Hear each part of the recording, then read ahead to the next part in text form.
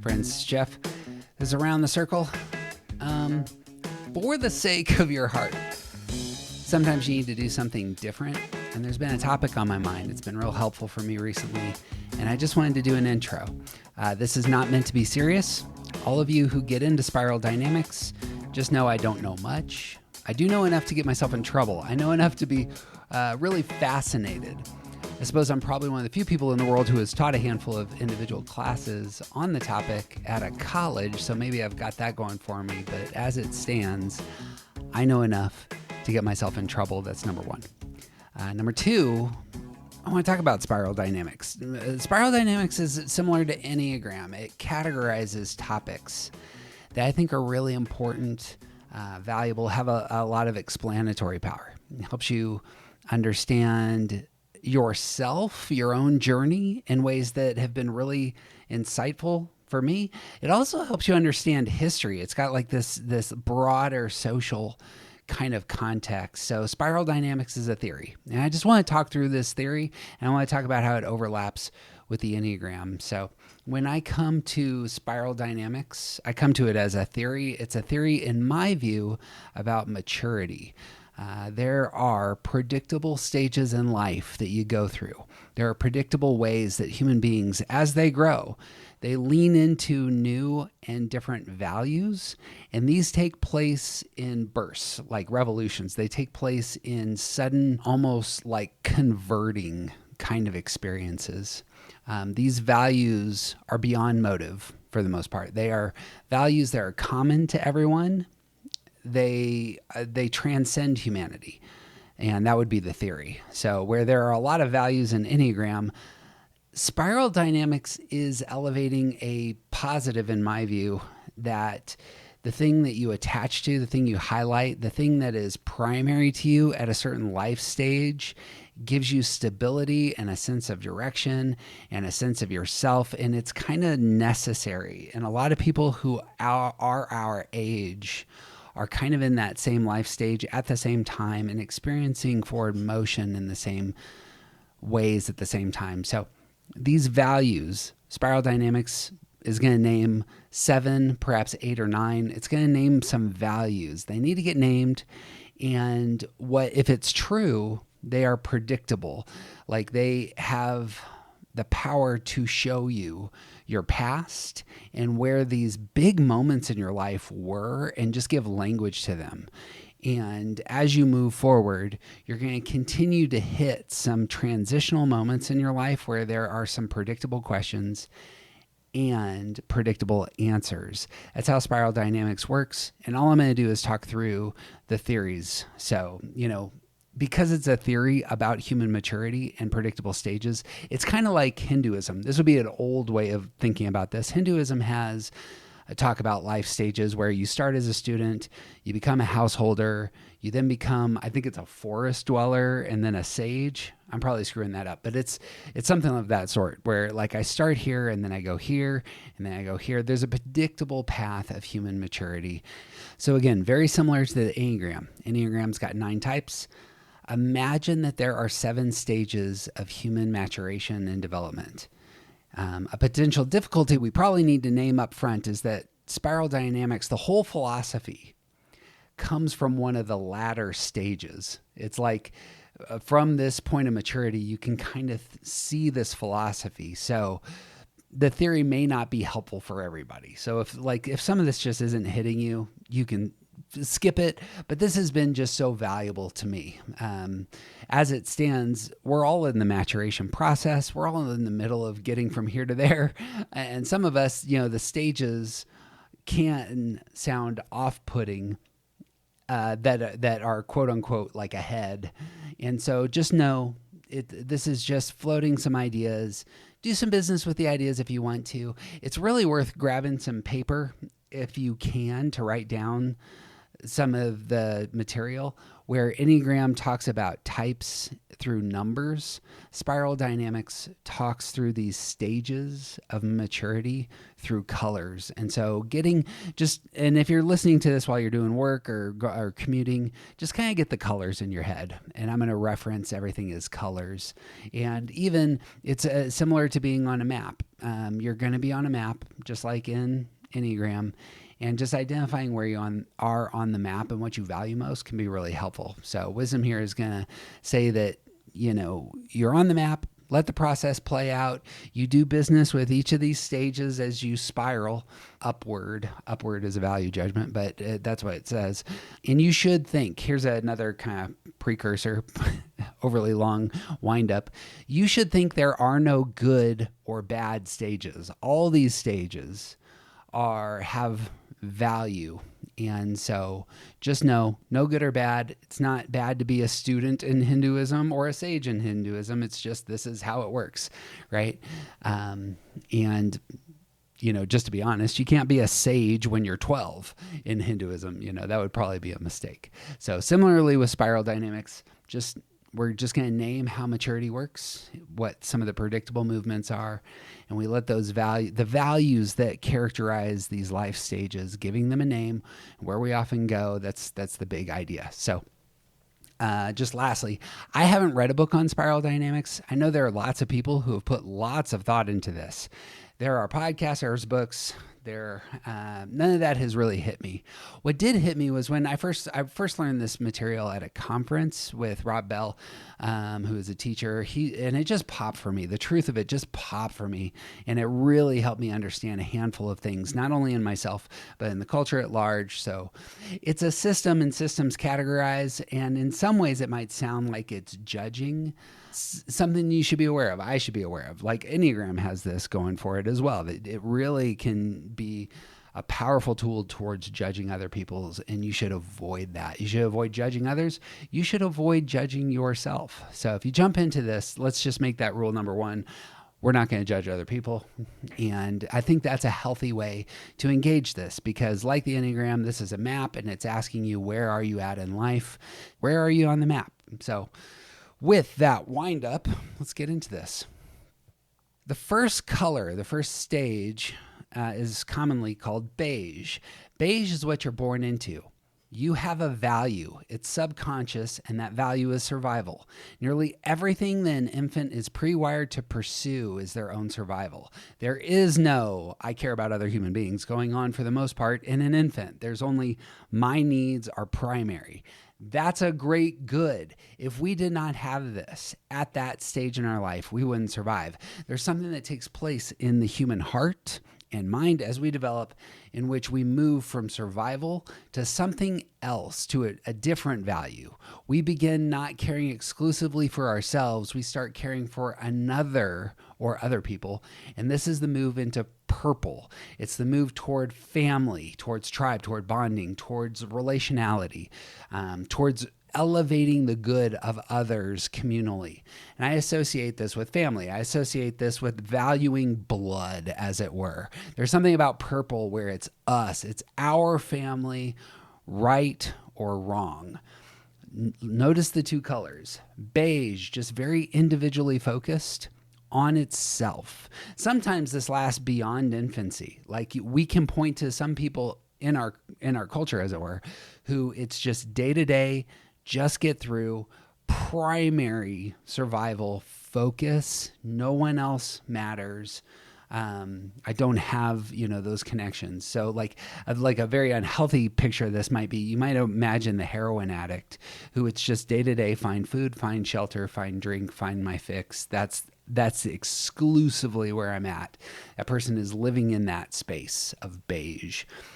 The movement into purple says something else matters more than just myself. It's the family. And the movement toward family says their good matters most. Their survival matters most. Our survival matters most. Purple is very powerful. Powerful in the sense that it can last through an entire person's life. You can imagine those in purple space being, these are the folks who bring me safety, stability, grounding, and I make my life here. I make my identity here. That can be the people under your roof in your family. It also can be like a community, like a church community. It can be, I'm a Denver Bronco fan, and this is my family and my tribe. It can be your political affiliation, like we solidify, and I give everything to this small group. I find all of my identity in that space. The best picture might be like a mafia organization where we're the family. We're the family. We look out for each other, right or wrong, and we do what's necessary for the family to survive. Very tribal, right? Beige, purple. The third stage is red. What's really interesting is that a lot of movies are actually about the journey from purple to red. And it's the move from I was part of the tribe to I need to get out on my own, establish my own strength, and show that I have what it takes. Red values ego, my own power. Red values I can do it.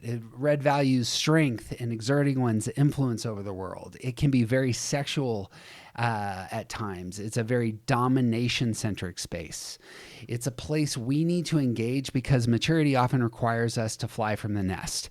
Maturity often encourages us to say, I have found my identity in the family for too long, and I need to leave for my own sake. I need to trust my own power, my own strength. I need to get out there, become something bigger, and Red insists on this.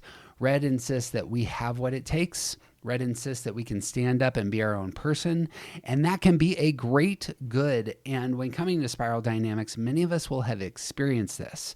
So we've experienced this personally. We've also experienced this as parents. We've watched our children grow up and go through this, and it actually can be kind of heartbreaking. We're like, oh, you were part of the family, and now you're wearing those clothes and going out with those people and choosing that job and moving to that state, and we're brokenhearted because they left the nest. They left our purple home, as it were. They were in purple, and they considered the family their identity, but they have had to stretch out their arms, and they've moved into that new value of finding their own strength. Because this is such a part of the process of life, those who are not in purple or red as their primaries often see the stages and actually respond to them intuitively. So great teachers elevate students. They move them from purple to red. Great parents elevate their kids to stand on their own 2 feet, do life on their own, and they understand you need to fly from the nest. And that's what makes you a good teacher. Your students can stand up and do it. It makes you a good parent. That's what you are supposed to do. You're supposed to have your kids cease to be children, and they become something bigger. They become your friends, even though they're still perhaps your student, your son or your daughter. That's a very valuable move to go from purple to red. And I think most of us recognize this transition, valuing blood to valuing ego. This is part of the human story. And we probably remember when it happened to us, if it happened. We know what it's like to have left the nest. What ends up happening in red, however, is also predictable. And many of us are very aware of this because red comes with some critical defects. Ego. When the id, as it were, is given power, it can do great damage. It can do damage to yourself. It can do damage to others. The thing about red is red wants to take over the world at some levels. Red wants to exert its will at these high places and dominate. Red wants us to use the power that we have to establish our priority list. Red can be very destructive on these fronts. When red is given the wheel for too long, and governed without wisdom, many of us know what it's like to be in red space and to crash. This is predictable, right? So presently I'm associating red space with kind of like the manosphere. I don't know anything about the manosphere, by the way. I'm less familiar with the manosphere than I am with spiral dynamics. But I get the sense that it's guys saying, you need to stand up. You need to get your body in shape. You need to go out and dominate your work. You need to have sex with lots of people. You need to, and there's like exerting your power and strength in the world. That's an unhealthy expression. I suppose maybe a healthier expression is like listening to a Tony Robbins say, you can stand up. You have what it takes. You can do it. You can be successful. those sorts of people. And sometimes we need those sorts of people in our lives because that's where we find ourselves. We just need to feel strong for a minute. Nothing wrong with that. But it is the case that, again, it has a severe ceiling. When you try to exert your will into the world at those levels, you can become an unhealthy person, egocentric person, and you can crash. You can do lots of damage in that crash. And the thing about red space is that, again, the crash is going to come because you can't lift 10,000 pounds. You can't dominate the world. There's only a sliver of people who actually get really, really far in life in red space. And normally these are some of the worst people there are. The ego takes over and it's higher, faster, louder, up and to the right, and they just trample everyone. This isn't a healthy person. And red needs to come to an end, even though it's so important to get there in some sense. But eventually, here's the thing for red is that your weakness will get exposed. Weakness is exposed because red, it seems to me, becomes very easily addicted. For example, we become workaholics, or we become alcoholics, we become dominationaholics. And eventually that's going to catch up to us to the point where something happens. We hit the wall. We find ourselves on the kitchen floor, asking, we're covered in tears and vomit or divorce papers. And we're asking the question, how did my life become unmanageable? I need to get control of this because I'm out of control. Ego easily becomes out of control. It doesn't have a break. For the most part, what you need is something else, and this is the predictable move from red space to blue space. The kind of control that we see here is what we see in some 12-step programs. These are designed for people moving out of red space into blue space. A lot of religious traditions are designed to move from red to blue space, or at least that's how they function. I was at my end, and then I found Jesus. There's a severe move there. And again, the movement in between values feels like a conversion. And often when talking about conversion, this is exactly what comes to many of our minds. It's the movement out of red space into blue space. All the transitions that we're going to talk about between colors end up having that dynamic of some value is severely replaced by a different value. And that new value brings context, hope, insights. It's often very helpful in our lives. So a lot of the religious traditions, to sum this up, are designed to move us from red to blue space. They are asking, what are the rules, values? What's an ethical system? What's a framework that brings context to my life so that all that energy from the ego can get poured into some channels that have stability overseeing them, meaning overseeing them? What is the system I can embrace to get my life under control and pointed in the quote unquote right direction? This move can be very helpful. It's the move away from ego into, let's call this belief. Belief becomes the primary value for blue, and belief has a ton of power to shape us. A lot of people will end up staying in blue for the rest of their lives, and this may be a great good for them, right? They will have had the dark night of the soul that culminates in a conversion experience, and the belief saved them. That's a big word, by the way, in blue space. I was saved. The belief saved them and is powerful and will be part of their story. And it's a story they're going to tell for the rest of their lives. This is a great good. And for a lot of people, you can look at them from outside and just say, look, I celebrate the fact that this brought context to your life. I'm so glad that you were able to move from red into something else. You were an alcoholic and now you got your life together through these systems, and that can be very valuable. Blue and belief is about, getting some control through the system. Blue is going to bring something that red doesn't have. It's going to bring meaning to your life. Blue is answering bigger questions. What's it all about? What's your purpose? What are the ethical rules that you should embrace that bring stability and allow you to flourish? Blue is interested in those big sweeping questions. And what's interesting is blue, like purple, is actually a communal space.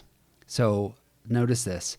Beige and red are both very individualistic, but purple and blue are very communal. And we'll see this throughout spiral dynamics. It's like we go from the individual to the communal, to the individual to the communal in our values. It's real interesting. That's kind of a footnote. But the thing about blue is it's not enough to have your own personal spirituality in blue for the most part. Blue loves to become an institution. Blue loves to have conferences. Blue loves to have church services, as it were.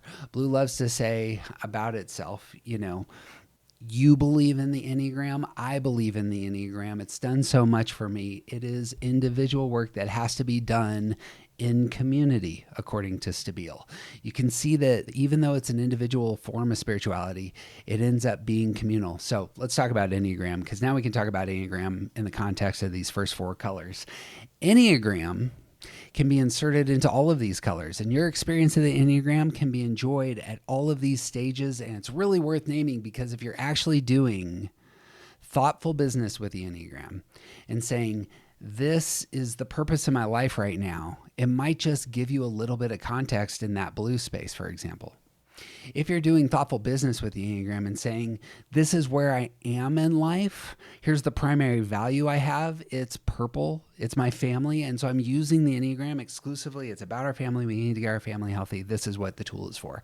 Red, I need to know my superpowers. I need to know my strengths. I need to get past some of the things that would be obstacles and really feel myself in the world. Enneagram has some power in that space. In blue space, what has God made you to be? In your type, here are the deadly sins. Here are the holy virtues. Blue space is going to elevate some of those ethics that bring a lot of stability, context, and reason to us. And so blue ends up having just a ton of power when overlaid with, or when the Enneagram is put into blue space, it has a lot of power, right? So throughout this whole rest of these colors, as I unpack them, you might be asking, where are you at? And how does it overlap with the Enneagram? This is going to go for students. Like, where am I as a student learning about the Enneagram? This will also be applied to teachers. Teachers will teach to a color. So as I said before, like Tony Robbins is teaching to red space. You do it, you have what it takes, you can elevate. And that ends up being really helpful for those in red space. Tony Robbins may not be in red space. He may be down the road a little bit, but he's teaching to folks in that space, right? Some people in blue space are being taught by people who are in a different space. And that's kind of how things work. So just knowing who you are as a student and perhaps who you're learning from as a teacher, or perhaps who you are as a teacher, might be incredibly important. Last word on blue is that here's the thing about beliefs. Beliefs are not proven. Beliefs are assumed, especially big beliefs. For me, and I've written books on this, I'm a philosopher. I've got my graduate degree in the philosophy of religion, and I'm very aware of the epistemology here. Beliefs at foundational levels are assumed specifically about spiritual things, about things of meaning. Most people don't really have arguments for God's existence like they think they do. Oftentimes, God is assumed, and then that belief colors everything else that they see and believe. That is just how it works. Oftentimes, the opposite is true. If you don't believe in God, it's often assumed, and it just brings your perspective to everything else. That's where I come from. So for example, there's lots of beliefs that we have like this. For example, most of us believe there's an external world out there that's separate from our consciousness, but you can't prove that. All you're experiencing is your consciousness, is your field of consciousness. But is there an external world that is identical to your field of consciousness? That can't be proven. That is something that's assumed. It's just presupposed that my consciousness gives me reliable information about the world out there. Beliefs in blue space really work like that, where I believe some big things about the world and about my identity, and about God and about my soul and about perhaps the future, and that just brings value, context, meaning to where I'm going. And so when talking with people about their beliefs, especially from their movement from red to blue, they will push into language like, I was saved. I was at my worst spot, and then this thing happened. It brought context, stability to my life. I became a person who was better. because it rescued me from my alcoholism or my self-focus, and I experienced things that were so much bigger than myself. These things are just true of a lot of people's experience in blue space. Now, one thing worth noting, because I brought up teachers, in this space, in blue space has leaders. There's the same sort of leaders kind of emerge in blue space. We might call them priests or pastors. They're the spiritual leaders, right? All of the colors are going to have folks who end up leading. It's really worth naming, so in beige space, the leader is yourself. You're an individual. But in purple space, that family space, of course, the leader will be one of the parents or the set of parents, or I suppose in a family space, it might be a very animated, aggressive child. In red space, it becomes more the autocrat. It becomes the domineering figure. And here in blue space, it becomes that spiritual leader who can tell the story of belief in a way that's effective and powerful and connects with your heart.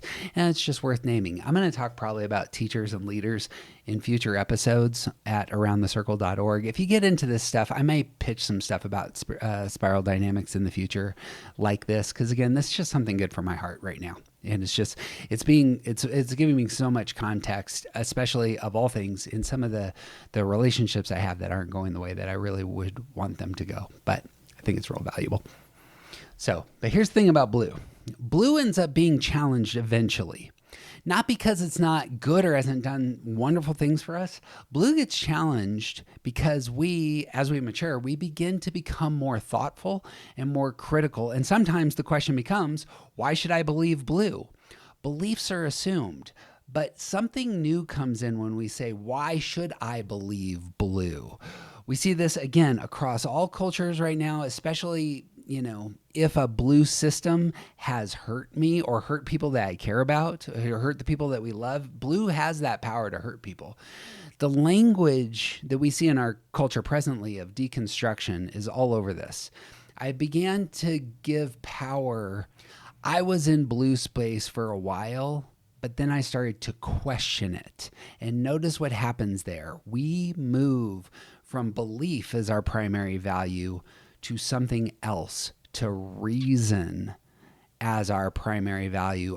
When we start giving power to reason begins to question things. Reason begins to pull things apart and asks, why should I believe this? Reason is an incredibly powerful tool. Reason questions, it asks for logical arguments, it asks for soundness, it judges, it critiques. More important than anything, it says, I'm devoted to the truth over and above anything else. Now, a lot of us live in that space. This is going to be orange space. The movement from blue to orange can often be severe. I was a very religious person, started questioning it, ended up moving away from my church family, my spiritual practices. I started analyzing them like some unhealthy forms of blue. And this is, again, something I want to talk about in the future, like unhealthy and healthy forms of these colors. But we will know severely unhealthy forms of blue are cults, and you need to be saved from cults, as it were. Often salvation from cults looks like reason suddenly taking power, questioning the leader, questioning what they say, and saying, you know what, this doesn't stand up and I'm going to leave. A lot of us who live in orange space or have been in orange space at one point in time, at that point in time, we're saying, look, I'm devoted to the truth. And it's just obvious that the truth is worthy of devotion. Why wouldn't you be devoted to the truth? And the thing is, many people aren't there yet. We haven't realized this. A lot of people aren't devoted to the truth yet because they have those other values, the values associated with those other colors. And sometimes truth gets in the way, and they have to still go through those stages of maturity to eventually get to the place where they elevate truth over everything else. And this is a very difficult move. It isn't easy at all to say, I'm going to hold to what is true, even though it hurts, right? As the saying goes, truth is like poetry. And most people fucking hate poetry. That's the thing about truth. Truth cuts, it demands, it especially puts constraints on blue space, on purple space. It has the ability to slice apart those values. It says specifically a blue space, it says, prove yourself or you're not worthy of my devotion. It says to the priest or the pastor or the person who's telling the story, you need to justify your ideas. It's not enough to be up there with a microphone saying the Lord said. It's got to be something bigger than that appeals to my reason. This is what orange space does.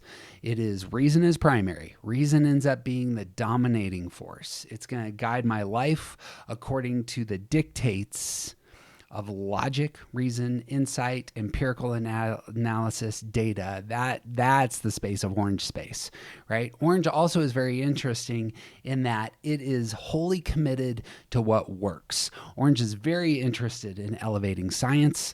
Science does a great job of proving what orange space desires most. Here's how the natural world functions and the predictable outcomes. If we mix this chemical and this chemical, this will happen. Orange space loves that sort of stuff. Science says, here's the system.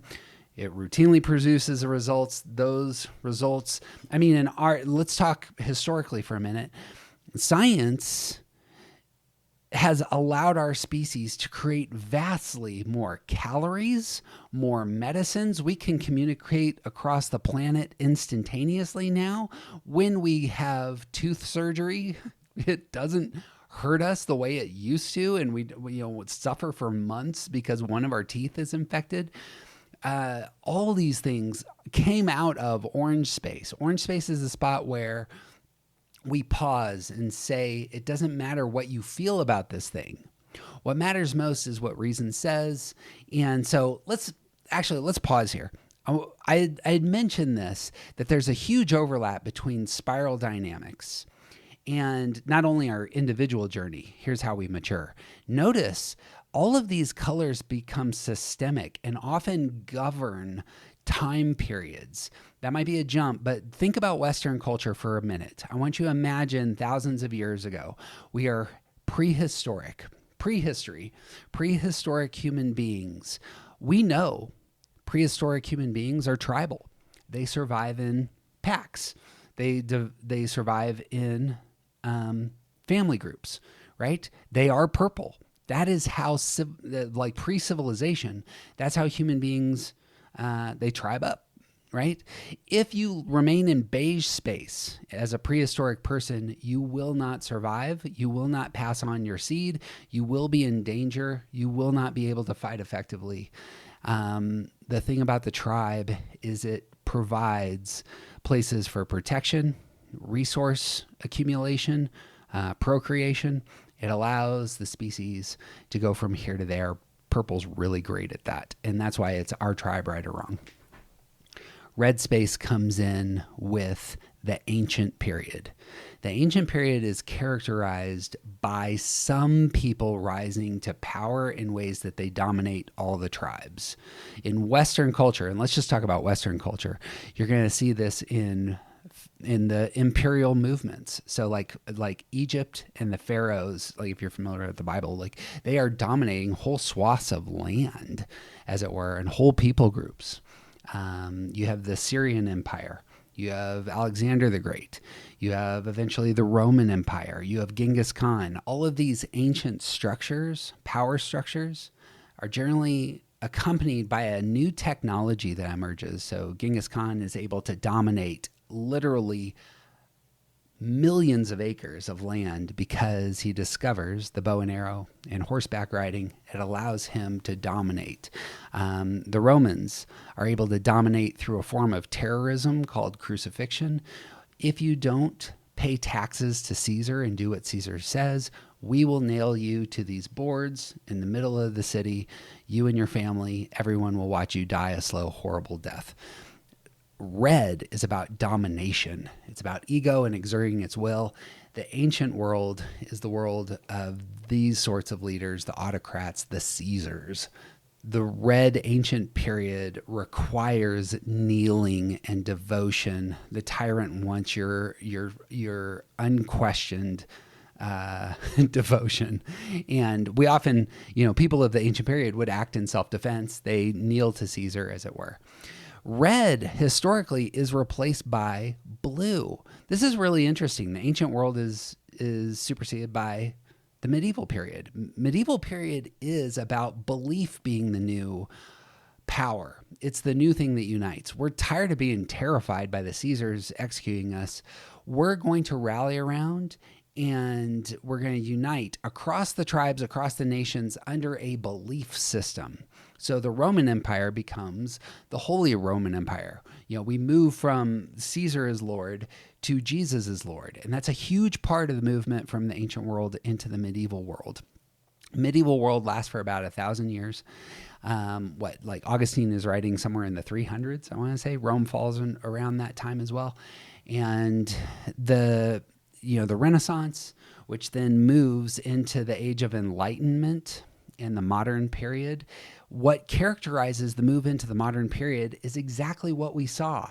The movement from blue, belief, to orange, reason. The Enlightenment is all about questioning blue beliefs with orange reason. And reason becomes what's dominant. So you go from, structures that are predicated on the divine right of kings to saying, what does reason say about how we should organize our society and create power structures? And what reason says is that everybody is filled with reason. All men are equal, created with divine purposes and the rest, and should have a voice of a certain sense.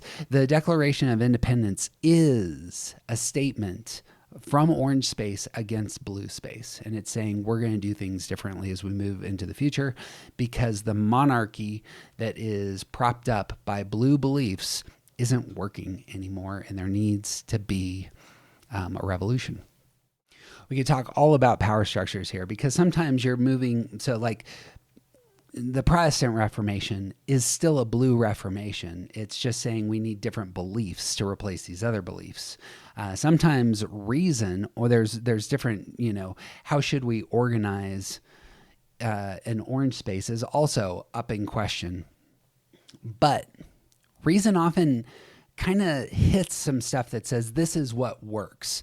So out of the modern period, democracy, representative government really is elevated. Lincoln, you read the Gettysburg Address, he is saying government by the people, for the people is the goal. Shouldn't perish from the earth. That's why we're fighting. Modern period is characterized by science. You see a severe decrease in child mortality and a severe increase in the population once the modern period starts, and it's because of scientific discoveries. And the other thing that comes in is capitalism, especially in the West. We begin to organize not according to the fiat declarations of the person in charge, the king. We shift towards a system that seems to be efficacious. Capitalism, as it goes, the invisible hand is guiding human affairs, and capitalism is able to build enormous structures all over the earth. This is what characterizes the modern period. Now, let me talk about the next color through history first, and then we can talk about how it works inside of ourselves. But what we learn in history is that science, it doesn't fail because it is predictable. What science does is it creates certain things that have the power to destroy all life on Earth. It's very good at showing us how we can manipulate the natural order. But when you create nuclear weapons that can eliminate all life on the planet, this is unacceptable. This is repugnant. It's a repugnant end that we have come to. You're like, we can now destroy all life. What do? We need something different that can, is beyond just reason being able to create higher, faster, louder. This is true. So something new needs to happen. A new color needs to emerge. Capitalism is the same way. We are beginning to notice today, have been noticing for a while perhaps, there's a big conversation taking place that does capitalism allow everyone to flourish, or does it allow only the few people who are really, really, really, really good at allocating capital and passing it on to their children to take all the world's resources, right? This the conversation around the 1%.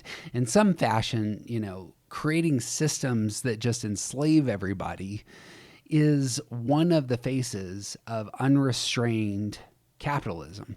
And if reason is going to lead us to that system, if capitalism is just, it gives us more calories, more medicines, more travel, more communication, of course I can watch football anywhere in the world. Yet capitalism, when it's combined with science, it can create these things, but it can also do great damage and leave some people in economic distress, slavery, etc. And this is a big, big challenge to orange, right? So a lot of the conversation that we see in our culture right now is between orange and this next color that we'll talk about, or between, even orange and red. And lastly, we're seeing democracy have a difficult time. It's overlap with capitalism, a difficult time, because as many have pointed out, there's so much money in the democratic process right now. It's questionable whether we actually have a democratic process. So science, democracy, capitalism, all of these are reaching tension points where we're questioning them collectively of, are these things working? And what is being advanced is that new color, and that color is green. We need to discover a new value for the sake of the conversation. The nuclear weapons conversation is where this starts. Like, we need to get together with our enemies, or else we're going to kill all of ourselves, right? Kennedy talks about how we all share, we all breathe the same air, we all care about our children's futures, and we all inhabit this small planet. Kennedy shifts from saying, look, we can't go higher, faster, louder. We need to get around a table with our enemies and start having conversations. That conversation is the green conversation. Green says, let's get together around the table and hear the voices of everybody. The workers, the poor, those who are part of the minority groups who have been oppressed for centuries, those who are our enemies. People who are still in blue space need to be invited to the table. The red people need to be invited to the table. We just need to get around the table, and we need to talk about what it looks like to see one another's perspectives. In green space, the voices of everybody matter, and they matter equally. Equality and harmony are the values of green space. Equality and harmony are the topic. Equality and harmony emerge when you have a round table and everybody gets to speak. The result is everybody feels heard, and we don't have to kill one another as we go higher, faster, louder. And this is the value. Something else that moves here is the movement away from objectivity in modern space, in the orange space. Green space is going to elevate subjectivity. Orange loves what's objective. Science proves, logic proves. These are the things we can know and what we can use to advance ourselves. That's orange space. Green space says everything is subjective. All truth is a perspective. And so this is the move from the modern to the postmodern. What postmodernity says is there is no truth. There's only perspectives. So finding movement, finding what's best, means I need to come around the table with others who have those different perspectives on the matter. Different perspectives than mine. And when we communicate to one another, when we love each other, when we care for each other's voices, not only will we not kill each other, which is really a primary aim, but we're also going to create economic systems that benefit everybody. This is the challenge to capitalism. We're going to put restraints on science. Science, and we're seeing this with conversations around AI, with conversations around the technologies used by policing in our country right now. And science around chemical weapons developments, and especially biological weapons. All of these, we can see how science out of control can do huge damage, right? We need to get around the table, benefit everybody economically, put restraints on all of these weapons, and perhaps do business with our way of government and saying, look, money pouring into our democratic process is eliminating the voices of the people. That's a great harm, and so we need to do business there. So alongside postmodernity starts around the year 1930, 40, 50. What we start to see is more multiculturalism, the voices of everyone coming to the front. Multiculturalism comes out of this. Subjectivity matters. And so what matters in conversation is naming your biases. And so as we move into green space, it's not just critiques of science, capitalism, and democracy. One of the things, and this is important for our conversation, one of the things that come out is, and I'm thoroughly committed to this, is Enneagram may be very old, but Enneagram did not come into prominence until we hit green space, because green space is about naming your biases, naming your subjectivity, naming how you come to the world and how your motive influences everything else. So Enneagram didn't appear until this point in time when we started asking, how do you see the world, and trying to understand this. Enneagram, in my view, is very subjective, and it's exposing our lens. It's exposing how we see ourselves and the world, and it's asking those questions of motive. How does our motive color everything else? It is a study of subjectivity, and that is a very postmodern way of coming to the world. So we could play this out. There are 9 different perspectives. And one of the great goods of Enneagram is, like, when we get in a room with a handful of people who do cohorts, or like the panels I'm trying to fashion, we get in the same room with people who share different types than ours, and we're hearing language from what seem to be vastly different perspectives, different takes on the world, sets of priorities. And when we get together and talk about more than ourselves, then we start learning something new about what it means to be human, that is more of that round table. Like, it's a truth that's being exposed that isn't just orange, higher, faster, louder. Now, here's the thing about green, and we're starting to learn this. Sometimes those we invite to the round table are not good people, or their excesses are too much and they dominate the table, right? In my view, when you invite the fascists to the discussion table, it does damage. We're learning this because when you invite the fascists to the table, they shoot everyone at the table and then they take over the round table, right? That is one of the places green goes and has to wrestle with. Like, we were open to everybody's perspective, and then suddenly it's taken over. So green has a severe ceiling. And unfortunately, it's that some people at the table are really unhealthy or in excess. In Enneagram language, it's something to the effect of, your type is not an excuse for bad behavior.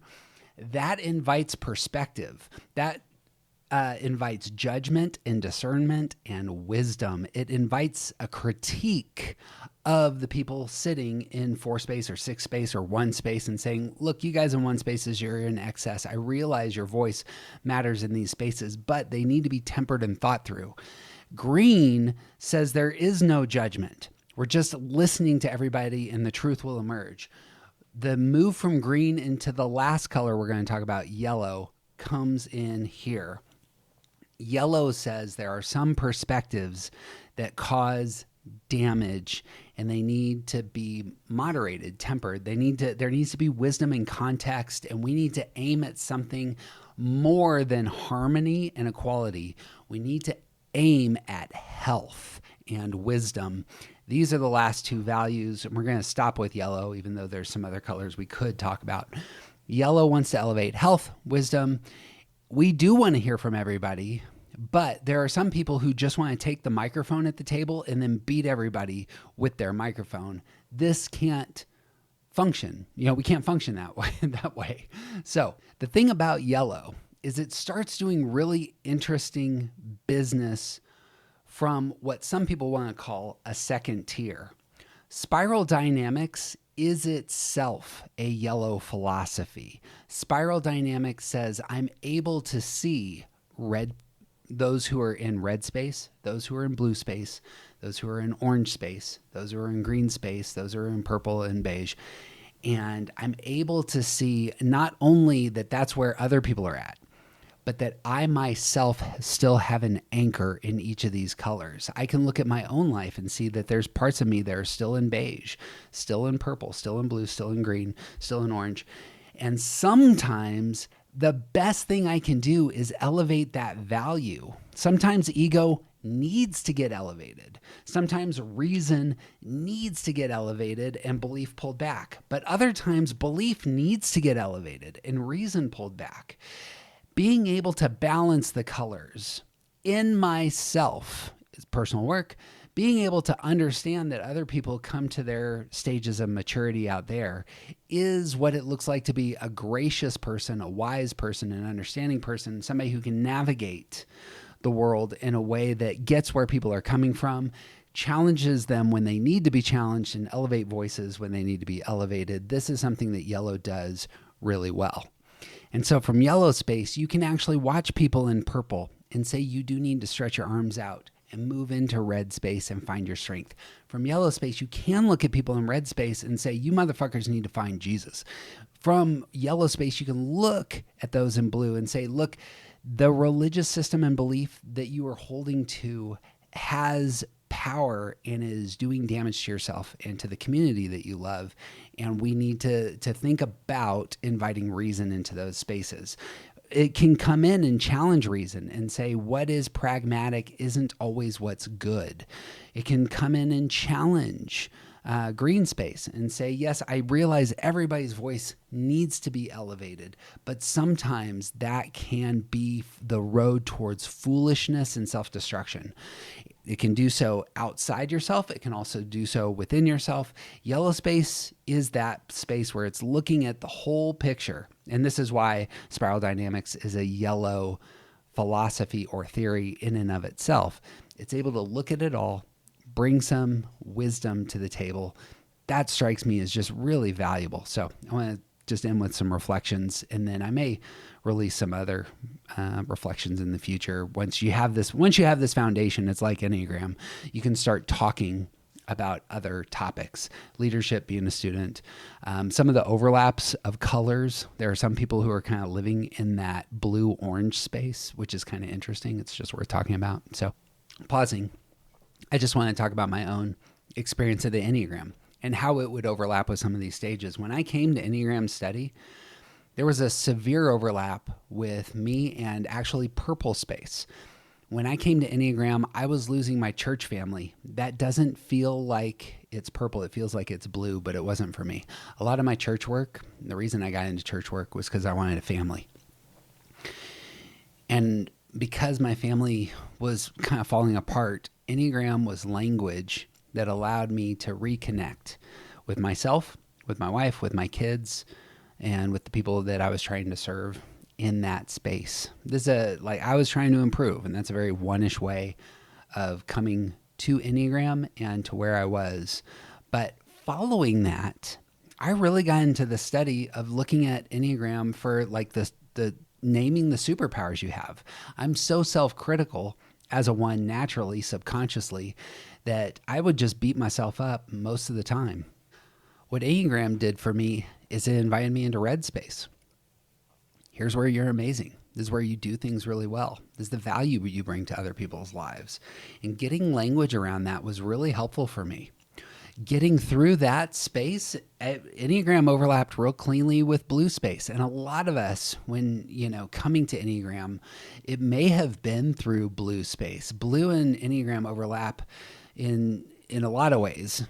The form of Christianity I was part of in 2016, a lot of people were getting into Enneagram because it was a new language, a language for sin, a language for virtue, a language for how we're connected to one another through the God that made us. And here are helpful practices. Here are the holy ideas. All of that can be a very blue framework.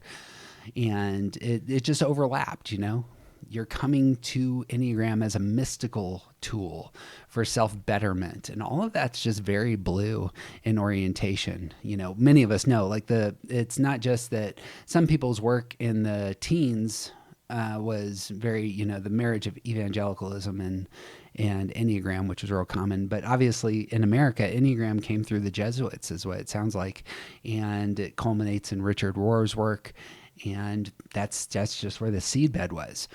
Recently, and you'll see this in my work, a lot of my pivoting has been pivoting from blue space into orange space because I've started really finding that I want to elevate the reason behind Enneagram. I want to give justification for it.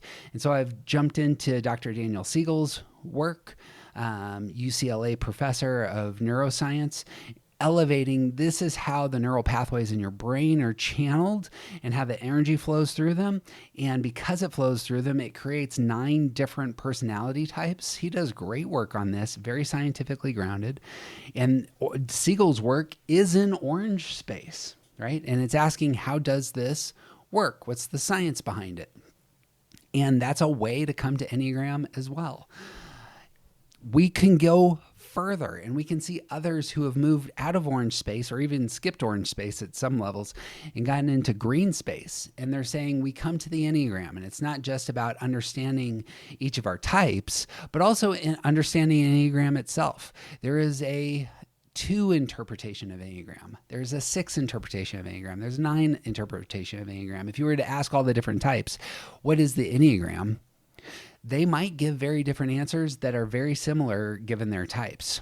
It's also the case there's a handful of great books that want to elevate the perspective of this group of people, this race, this nationality, and their take on Enneagram. Here's the Japanese perspective on Enneagram. Here's the African American perspective on Enneagram. Here's the queer interpretation of Enneagram. All of those can be really, really helpful. They're very much green space, and they elevate something that we need to wrestle with. It's a meta level conversation, and it's the sort of conversation I'm having right now with you. The pivot into yellow space is when you start asking the question, what is the proper function of the Enneagram?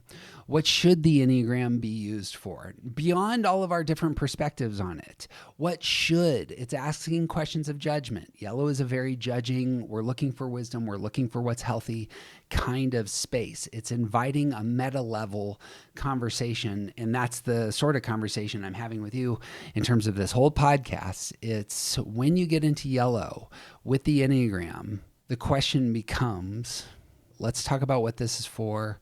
Let's find out what is wise when we're using this tool.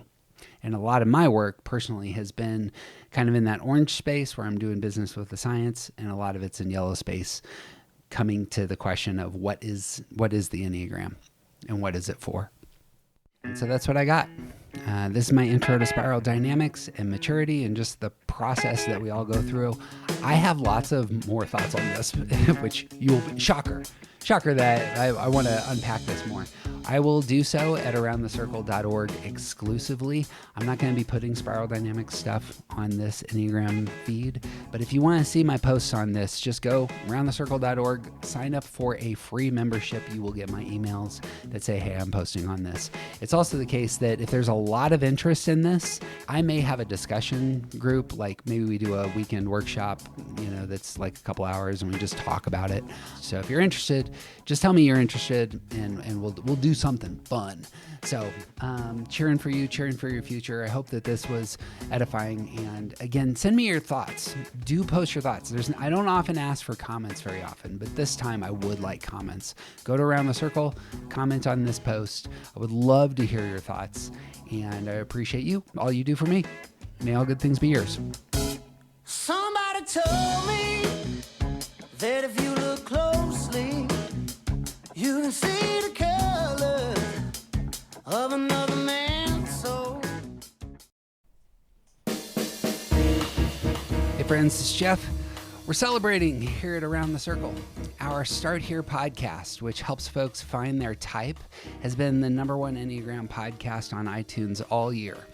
This podcast channel just passed 6,000 subscribers and 2 million downloads, and we're closing in on 1,000 free members at aroundthecircle.org. More than this is the 1-year anniversary of our book. Around the Circle is out on Amazon. Kindle version is just $9. Audio version has all kinds of extras, or you can get the uber fancy print version, which has our mistyping guide. But more than this, we're moving to want to connect with you more. Real Enneagram work. We have been very aware recently. Real Enneagram work often requires real conversations.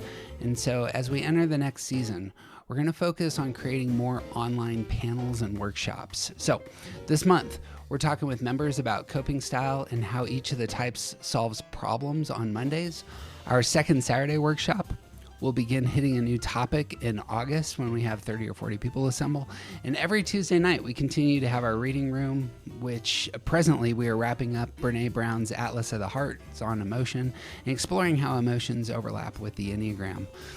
Also next month, and this is new, I'm going to begin speaking exclusively with men about their experience of the Enneagram. We don't often hear from men reflecting on their inner lives in these spaces, but those who do engage the Enneagram often have extraordinary stories to tell. So I'm going to try and get men together, talk shop. So if you want to connect, very easy. Go to aroundthecircle.org, sign up for a free membership, and you will get all of our announcements, all the links to all of our free stuff. Or if it's time for you and your family to do some serious work, become a $20 member. All the links to our online classes and conversations will open up for you, and we would love to meet you. That's what I got for this month. I'm Jeff. May all good things be yours.